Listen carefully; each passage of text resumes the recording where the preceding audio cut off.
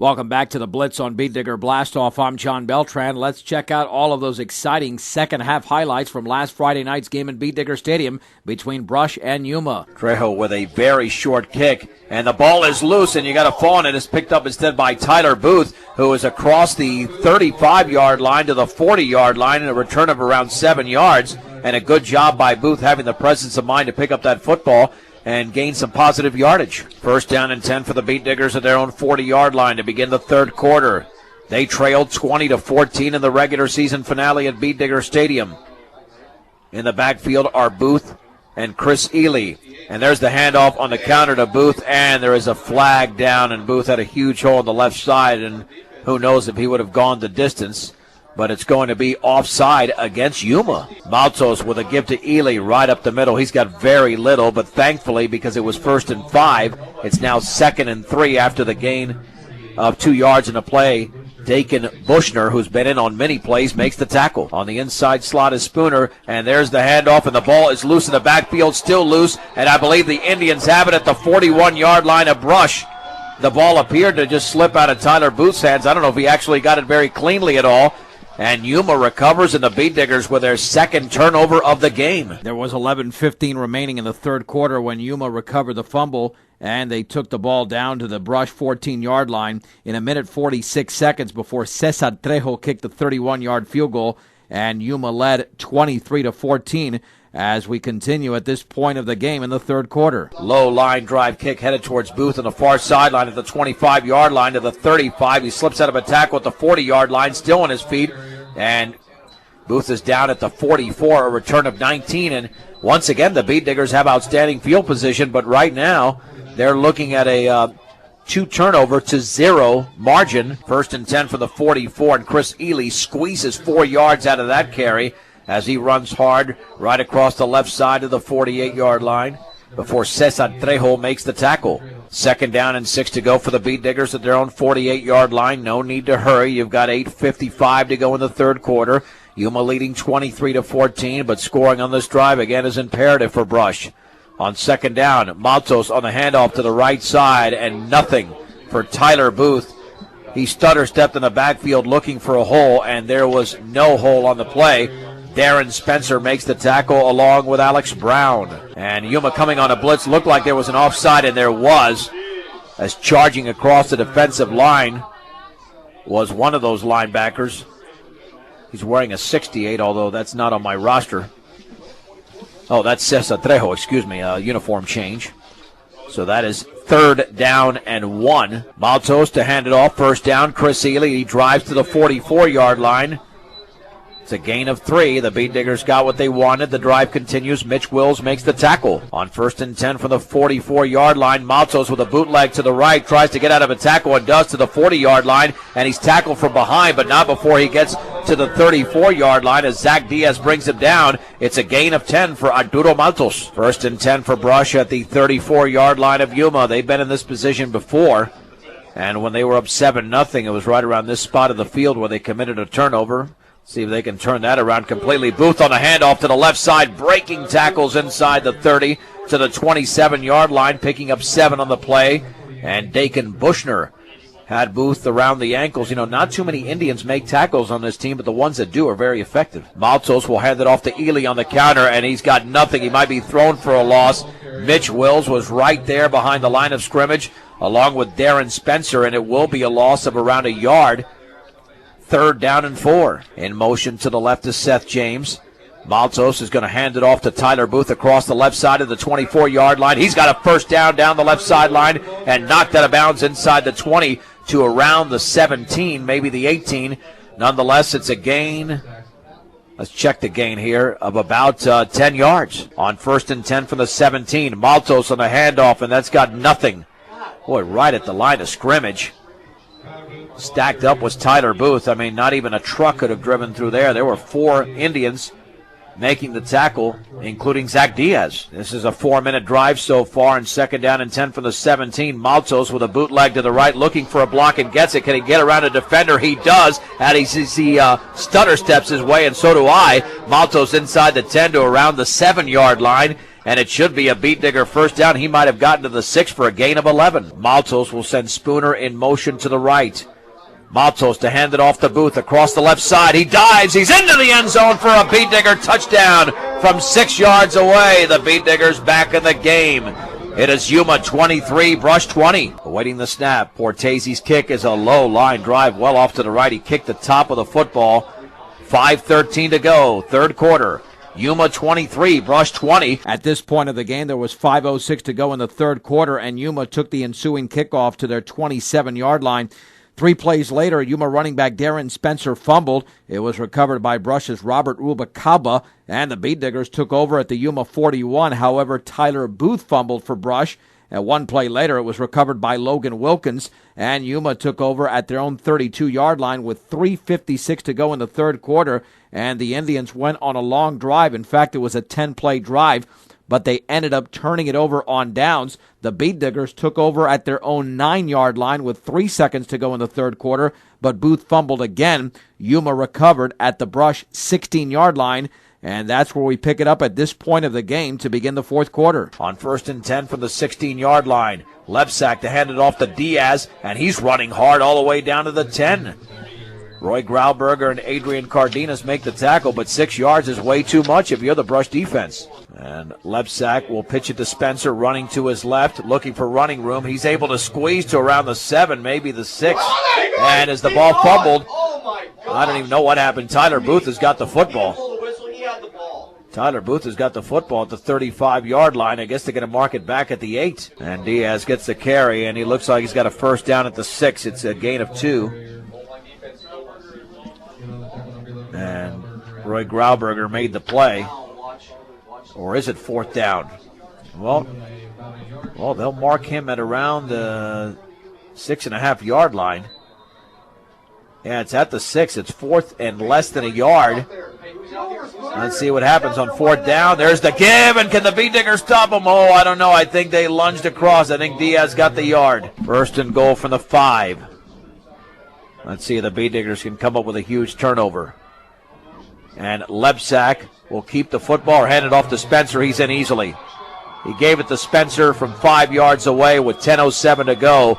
Yuma leads 29-20, and the extra point is good. 10:07 remaining in the game. Yuma 30, Brush 20. Tyler Booth has the football at the 16-yard line, and he runs into an Indian at around the 25, and he's down. Looked like Zach Diaz. Maltos back to throw, looking to screen it out to the left, and it's caught by Ely, and Ely's going to be tackled after a short gain to around the 30. And Yuma read that screen pretty well. 2nd down and 7. Maltos back to throw, looking, heaves it deep down the left sideline, caught by Spooner at the 40. He's by himself at the 20, the 15, the 10, 5. Touchdown! Touchdown! Maltos to Spooner. 70 yards, and the Beat Diggers right back into the game. It's 30-26 Yuma. And the Beat Diggers are going to go for 2. They trail 30-26. Let's see what they can do out of the 2-point conversion. From the 2-yard line, in motion to the right is Lucas Sholkoff. And Maltos back to pass, looking left, wide open is Ely, and he catches the football for the 2-point conversion. 9:10 to go in the game. Yuma 30, Brush 28. And this will be a low line drive. The ball bounces into the hands of Rhodes at the 20-yard line, running to his left towards the outside, slips out of a tackle, and Seth James tries to spin him down. However, he's across the 40 to around the 41, maybe the 42, and Yuma does have good field position. On 1st and 10 out of the double wing. Lebsack will pitch it right. The Indians want to throw. Rhodes is going to heave that football down the middle of the field. It's going to be intercepted by Jared Spooner at the 36-yard line. Spooner is across the 45 to the 47. A return of 11, and Jared Spooner was simply playing center field, and the Joel Rhodes pass was intercepted. There was 8:55 remaining in the game with the Beat Diggers down 30-28 and starting at their own 47-yard line, but 3 plays later, another Brush turnover, this time a fumble by Chris Ely. It was recovered by Nolan Baum of Yuma, and the Indians had the ball at their own 42-yard line with 7:48 to go. They would run 7 plays, turn it over on downs, and with 4:42 in the game as we pick it up from this point on, the Beat Diggers have the ball at their own 41, once again down 30-28. And Maltos with a handoff to Tyler Booth, and he's hit in the backfield. The Indians were there on the blitz, and they read that perfectly, throwing Booth for a loss of 1, and Zach Diaz led the charge. Matos on 2nd and 11. Back to pass out to his right. Caught by Spooner at the 50-yard line. A first down to the 40. Along the far sideline to the 35-yard line. He holds on to the football inside the 35 to the 34. And that's a gain of 26 yards and a beat digger first down. 1st and 10 from the 34-yard line. Maltos on the bootleg to his left. Cuts to the inside of the 30-yard line. Back to the outside. And he's to around the 24-yard line before he is tripped up over there by Mitch Wills. Check that. That was Nolan Baum. And they're going to give him 9 to the 25. That's even better, Dave. 2nd and 1 with 3:39 to go in the game. 2nd and 1 from the 25-yard line. Maltos on the counter to Ely. He's got a first down to the 20. Breaks loose to the 15-yard line. Hold on to that football. They're trying to strip it away. And he holds on to around the 11. It's a gain of 14 and a beat digger first down. 1st down and 10 from the 11. 3:16 to go. Yuma called the first of their 3 timeouts, and they did it on defense. The backs are split. And Maltos to hand it off right up the gut, and a nice hole inside the 10 to around the 7 for Isaac Brost. Before he's brought down by Cesar Trejo. It's a gain of 4, 2nd down and 6. Clock is inside of 3 minutes. From the 7-yard line, 2nd down and 6 to go for the Beat Diggers. In motion to the right is Seth James. Maltos will hand it off to Brost across the left side. They're trying to strip the football. He hangs on inside the 5. He's to around the 1-yard line as Dakin Bushner brought him down to the ground. Let's see if that's a first down. It is a gain of around 6 yards there for Isaac Brost. Maltos on 1st and goal from the 1. Will hand it off on the left side to Brost, and that is a touchdown. A touchdown for Isaac Brost, and the Beat Diggers are back in the lead at 34-30 with 2:20 to go in the game. The Beat Diggers will go for 2 with a back split, and Maltos back to throw, looking over the middle. The pass is going to be incomplete off the hands of Spooner in the back of the end zone, defended over there by Ryan Lebsack.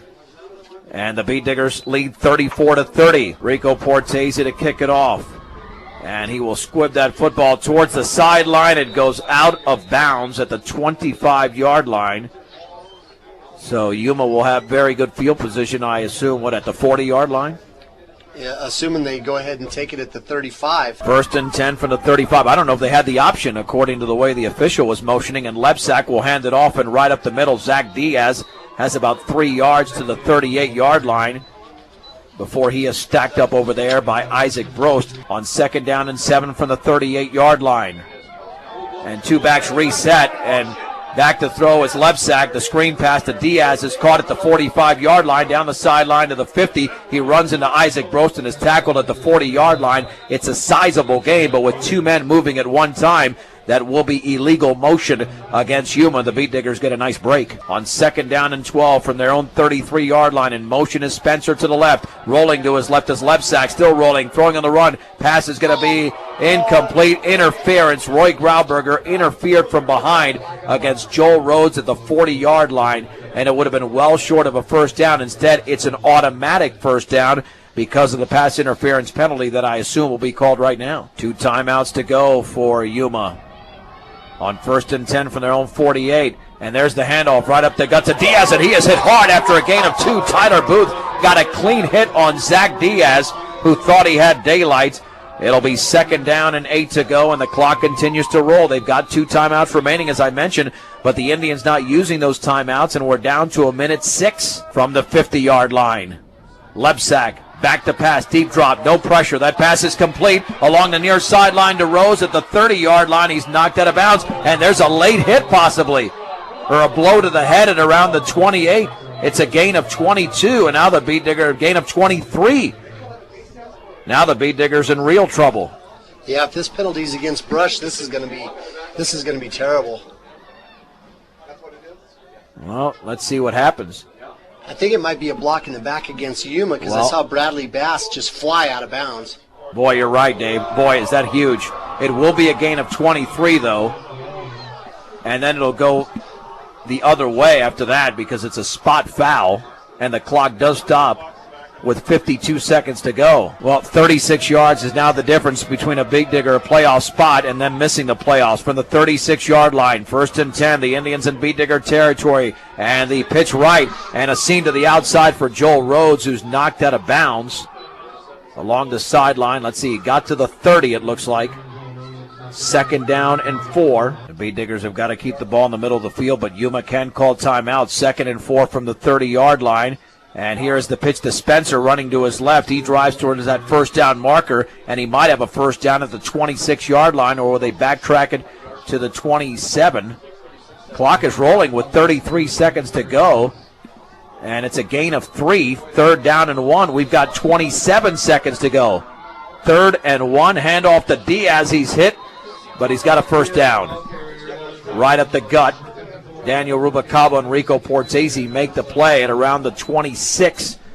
22 seconds to go. 1st and 10, Yuma at the Big Digger 26-yard line. Look for the trickery. They're certainly capable of it. Lebsack is back to throw. Heaves it down the sideline, and a jump ball incomplete.